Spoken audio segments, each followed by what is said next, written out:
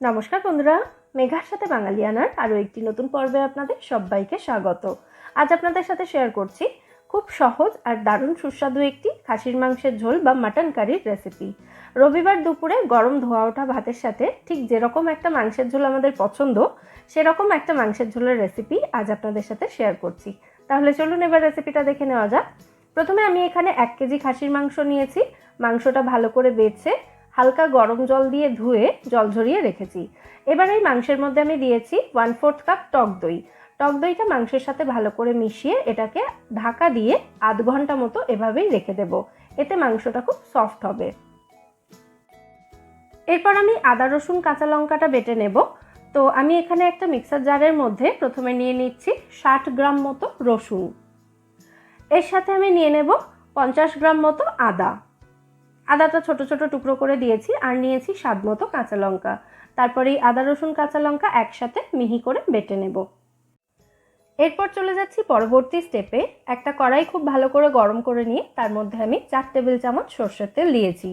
আমি এই পরিমাণ তেলেই 1 কেজি খাসির মাংস রান্না করব, তবে আপনারা চাইলে তেলের পরিমাণটা আরেকটু বাড়িয়েও দিতে পারেন। তেলটা ভালো করে গরম হয়ে যাওয়ার পর এর মধ্যে 4 টুকরো আলু দিয়ে আলুগুলো খুব ভালো করে ভেজে আমি তুলে নেব। আলুটা ভাজা হয়ে গেছে, এটাকে আমি তুলে নিচ্ছি তেল থেকে। এরপর এই তেলের মধ্যেই আমি ফোড়নের জন্য দিয়ে দিচ্ছি গোটা গরম মশলা। ছোট এলাচ, লবঙ্গ এবং দারচিনি আমি এখানে দিয়েছি। চাইলে আপনারা 2টো তেজপাতাও ফোড়নে দিতে পারেন। গোটা গরম মশলাটা একটু ভেজে নিয়ে তারপর এর মধ্যে আমি দিয়ে দিলাম 1/2 চামচ মতো চিনি। এইটুকু চিনি দিলে কিন্তু গ্রেভিটা মিষ্টি হয়ে যাবে না, তবে চিনিটা ক্যারামেলাইজড হয়ে যাবে, ফলে গ্রেভিতে খুব সুন্দর একটা কালার আসবে। গোটা গরম মশলার মিষ্টি গন্ধ আসা পর্যন্ত এটাকে ভালো করে ভেজে নিয়ে তারপর এর মধ্যে আমি দিয়েছি পেঁয়াজ কুচি। পেঁয়াজটাকে খুব ভালো করে ভেজে নিতে হবে। আমি এখানে 4টে মাঝারি সাইজের পেঁয়াজ ব্যবহার করেছি। দেখুন পেঁয়াজটা ভালো করে ভাজা হয়ে গেছে। এবার এর মধ্যে আমি দই মাখিয়ে রাখা মাটনটা বা খাসির মাংসটা দিয়ে দিলাম। মাংসটা এবার খুব ভালো করে ভেজে নিতে হবে। আর এই সময় গ্যাসের ফ্লেমটা আমি একদম হাই রেখেছি। এই সময় গ্যাসের ফ্লেমটা যদি লো রাখা হয় তাহলে কিন্তু মাংস থেকে জল ছেড়ে যাবে এবং মাংসটা ভালো করে ভাজা যাবে না। কিছুক্ষণ ভাজার পর এখন দেখুন মাংসের কালারটা কিন্তু পুরোপুরি চেঞ্জ হয়ে গেছে। তো এবার আমি এই মাংসের মধ্যে দিয়ে দেব একসাথে বেটে রাখা আদা রসুন কাঁচা লঙ্কাটা। মাংসটা ভাজতে ভাজতে আদা রসুনটাও খুব ভালো করে ভাজা হয়ে যাবে এবং আদা রসুনের কাঁচা গন্ধটাও চলে যাবে। আবারও কিছুক্ষণ কষিয়ে নেওয়ার পর যখন আদা রসুনের কাঁচা গন্ধটা পুরোপুরি চলে যাবে এবং মশলা ভাজার সুন্দর গন্ধ বেরোতে শুরু হবে, তখন এর মধ্যে দিয়ে দিতে হবে স্বাদ মতো নুন। নুনটা যদি প্রথমেই দিয়ে দেওয়া হয় তাহলে মাংসের মধ্যে কিন্তু নুনটা ভালোভাবে ঢুকতে পারবে। এর সাথেই দিয়ে দিচ্ছি আমি 1 চা চামচ মতো হলুদ গুঁড়ো। সুন্দর রঙের জন্য কাশ্মীরি লঙ্কা গুঁড়ো দিয়ে দিলাম 1 চা চামচ মতো। 1 চা চামচ মতো জিরে গুঁড়ো দিচ্ছি আর এর সাথেই দিয়ে দিচ্ছি স্বাদ মতো গোলমরিচ গুঁড়ো। ঝালের জন্য এখানে কাঁচা লঙ্কা এবং গোলমরিচ গুঁড়োটা যে যার স্বাদ অনুযায়ী দেবেন। একটা মাঝারি সাইজের টমেটো দিয়েছি। তারপর সমস্ত উপকরণ একসাথে খুব ভালো করে মিশিয়ে নিচ্ছি। সমস্ত উপকরণ আমি একসাথে খুব ভালোভাবে মিশিয়ে নিয়েছি।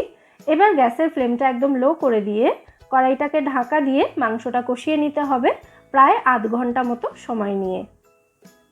তবে অবশ্যই কিন্তু মাঝে মধ্যে ঢাকনা খুলে এটাকে নাড়াচাড়া করে দিতে ভুলবেন না, তা না হলে কিন্তু মাংসটা পুড়ে যেতে পারে।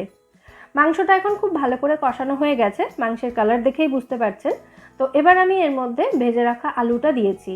আলুটা দেওয়ার পর আরও 2 থেকে 3 মিনিট মতো মাংসের সাথে এটাকে কষিয়ে নেব। আলুটা দিয়ে আবারও 2-3 মিনিট আমি এটাকে কষিয়ে নিয়েছি। এবার আমি এর মধ্যে দিয়ে দেব গ্রেভির জন্য পরিমাণ মতো গরম জল। অবশ্যই কিন্তু জলটা গরম করেই এখানে ব্যবহার করবেন। ঠান্ডা জল দিলে কিন্তু মাংস শক্ত হয়ে যাওয়ার চান্স থাকে। যে যেমন গ্রেভি রাখতে চান সেই অনুযায়ী জলটা দেবেন। জলটা দেওয়ার পর ভালো করে মিশিয়ে নিয়েছি। এবার এর মধ্যে আমি দিয়ে দিচ্ছি 1/2 চা চামচ মতো গরম মশলা গুঁড়ো। মাংস সেদ্ধ হওয়ার আগে যদি একটু গরম মশলা গুঁড়ো দেওয়া হয় তাহলে রেড মিটের যে উগ্র একটা স্ট্রং গন্ধ থাকে সেটা কিন্তু চলে যায়। গরম মশলাটা দেওয়ার পর আবার এটাকে ভালো করে মিশিয়ে নিয়ে কড়াইটাকে আমি ঢাকা দিয়ে দিয়েছি। এবার একদম লো ফ্লেমে রেখে এটাকে ততক্ষণ পর্যন্ত রান্না হতে দেব যতক্ষণ না মাংসটা পুরোপুরি সেদ্ধ হয়ে যাচ্ছে। আমি এখানে টাইম বললাম না, কারণ কিছু মাটন সেদ্ধ হতে একটু কম সময় লাগে, আবার কিছু মাটন সেদ্ধ হতে একটু বেশি সময় লাগে। তো আমার এখানে 25 মিনিট মতো রান্না করার পর মাংসটা কিন্তু পুরোপুরি সেদ্ধ হয়ে গেছে। আমি একটু চেক করে দেখিয়ে দিচ্ছি আপনাদেরকে। দেখুন মাংসটা কিন্তু একদম সুন্দর নরম তুলতুলে হয়ে গেছে। তো সবশেষে আমি এর মধ্যে আরও হাফ চা চামচ মতো গরম মশলা গুঁড়ো দিয়ে দিচ্ছি। আবার ভালো করে মিশিয়ে দিচ্ছি। আমাদের মাটন কারি কিন্তু এখানে অলমোস্ট রেডি। ভালো করে মিশিয়ে দেওয়ার পর গ্যাসের ফ্লেমটা অফ করে দিয়ে কড়াইটাকে ঢাকা দিয়ে এটাকে 5 থেকে 10 মিনিট মতো এভাবেই রেখে দেব স্ট্যান্ডিং টাইমে। তাতে দেখবেন গ্রেভির কালারটা কিন্তু আরও ডার্ক এবং আরও সুন্দর হয়ে যাচ্ছে। 5 মিনিট স্ট্যান্ডিং টাইমে রাখার পর এবার আমি ঢাকনাটা খুলে নিলাম কড়াইয়ে। এখন দেখুন গ্রেভির কালারটা কি দুর্দান্ত এসেছে। তাহলে দেখলেন কত সহজে এবং কত কম তেল মশলায় দারুণ সুস্বাদু একটা মাটন কারি রেডি হয়ে গেল। অবশ্যই এই রেসিপিটা আপনারা বাড়িতে ট্রাই করে আমায় জানাবেন রেসিপিটা আপনাদের কেমন লাগলো। আর আজকের এই সানডে মাটন কারির রেসিপি যদি আপনাদের ভালো লেগে থাকে ভিডিওটাকে বরাবরের মতো একটা লাইক এবং শেয়ার করে প্লিজ আমার চ্যানেলটা সাবস্ক্রাইব করে নেবেন যদি এখনও না করে থাকেন। ফিরে আসবো নতুন কোনো রেসিপি নিয়ে। সবাই সুস্থ থাকবেন, ভালো থাকবেন এবং সবাইকে খুব ভালো রাখবেন।